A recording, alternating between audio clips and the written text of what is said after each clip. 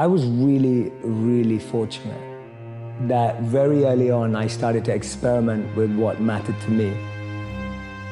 What people don't know about me is that I was suspended from school 3 times for trying out all sorts of things, like things that people would never imagine of someone who goes on to be a monk. I was experimenting with all the drugs in the world. I had multiple relationships. I was really trying to search for some sort of meaning, fulfillment, and as long as I've known, I've been chasing thrill. And my parents' rhetoric would always be, well, make sure you get good grades. And at 18, I was really fortunate when I met a monk. And this monk was invited to speak. And I kind of just went because one of my friends forced me to. At that time, I was listening to CEOs and entrepreneurs and business people and marketers who I thought that's what I was aspiring to be like. And then I hear this monk.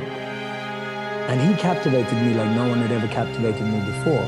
That was the beginning of what changed me.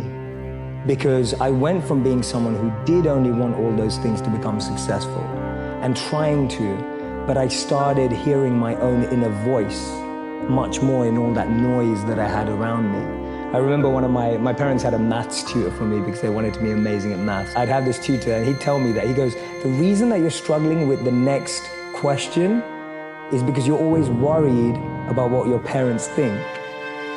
And that really stayed in my head. I was just like, wow, so as long as I'm trapped by what my parents think, I can actually never find the answers to the real questions of life. And it was kind of like this collation of little things that just made me think, wait a minute, having money, having fame, that just doesn't seem to add up. And then meeting the monk kind of made that shift possible. And as I said, he was completely captivating. And then I found out that he'd given up jobs in Google and Microsoft to be a monk. And I thought to myself, who does that? You know, he's given up everything that I'm chasing and that all my friends are chasing, but he seems happier than anyone I've ever met before. And he spoke about this incredible principle where he said that we should plant trees under whose shade we do not plan to sit. And he was speaking about this principle of selfless sacrifice. And that kind of just penetrated me right there. When he said the words selfless sacrifice, for the first time in my life, I felt a thrill about something that I'd never felt before. I thought, wow, giving up everything you have for the service of others sounds like the best thing you could possibly do. And I don't know why I had that thought, because I wasn't a spiritual kid growing up. I wasn't a religious kid growing up. I wasn't even a good kid growing up. I've always had friends who are older than me. And I could see a lot of them in the most successful careers, successful jobs, beautiful partners, whatever it was. But I saw a sense of lack of fulfillment, meaning, and purpose in their lives. And I've always been an observer, and I would see these people who are like 5 years older than me, 7 years older than me, maybe 10 years older than me. And I'd be watching them and go, is that the life I want? And often the advice I give to people today is fast forward where you are, look at yourself in 10, 15, 20 years' time, and ask yourself the question, is that where I want to be? If you're in a company, look at the person who's 20 years ahead of you and ask yourself, is that where I want to be? If you're in a startup, look at where other startups have got to in similar roles and go, is that where I want to be? And if the answer is no, then you need to find a new path. And for me, the answer at that time from observing was no. The path that my parents or society or the university I went to or the community I had that was carving out for me, it didn't feel like the path for me. So I was almost seeking an alternative or a new path. I was just so fortunate that it happened to be an uplifting, powerful path as opposed to something that could have actually taken me down the wrong road, because that could have been possible too. See, we live in echo chambers. We're just surrounded by the same thinking. So for me, the first step is just opening yourself up to new experiences and new role models. Because most of us can't see ourselves in people, so then we try and fit ourselves into the boxes that we do see. And I mean, there's this beautiful quote that I've been saying it everywhere, and I wish I wrote it, but I didn't. So it's by a philosopher and writer named Cooley. And he said that today, I'm not what I think I am. I'm not what you think I am. I am what I think you think I am. I'm not what I think I am. I'm not what you think I am. I am what I think you think I am. So we live in this perception of a perception of ourselves. Hence, my identity is made by what my parents think I should be. My identity is made up by what my college or university thinks I should achieve.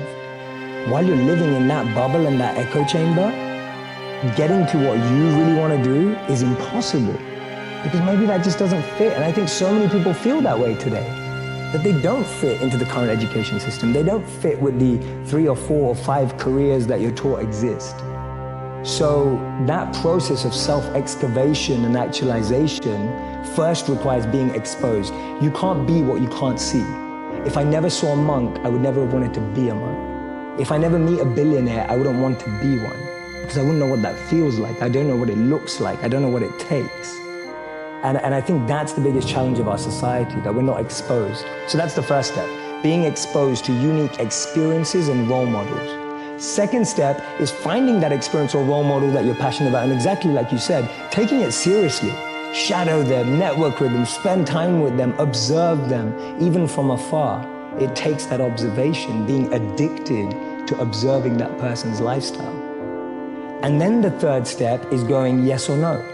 Does that work for me? Not everyone who's going to go off and become a monk is going to feel like the way I did, and that's cool. But not everyone is going to go and follow and shadow a billionaire and go, that's exactly the lifestyle I want. They may want the result, but do they want the hard work that goes with it? And so for me, that's the third step. It's observing, focusing, shadowing, getting as close to the process of that individual, and then going yes or no. Do I want that process? Not do I want the result? To be able to train the mind and energy to focus it exactly where you want it and when you want it to be. You are completely detached and undeterred from external ups and downs.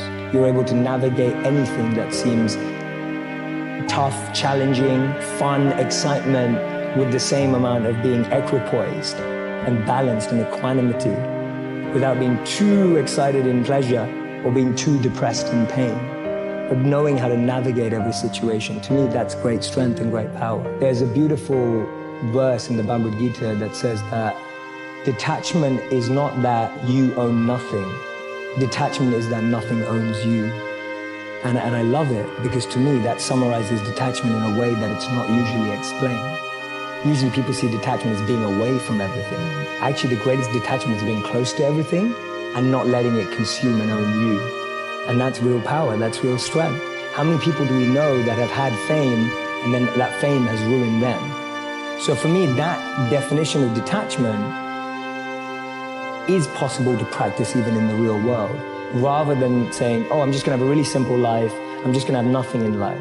Being able to overcome ego, being able to overcome envy, being able to overcome jealousy, being able to overcome the negative of competitive state.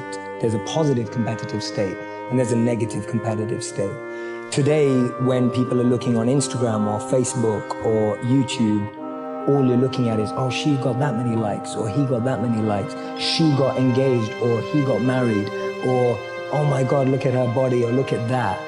And it's like, that stuff's destroying us inside. Envy, jealousy, ego, greed. To be able to have enough clarity to purify yourself of those things is going to alleviate the biggest anxieties and depressions of our time and mental health problems. And we know that. We know that because all the mental health research today suggests that things like isolation, overexposure, we now can have more pain consumption in one day because of what we're exposed to than the pain we would have had in a lifetime. That's huge.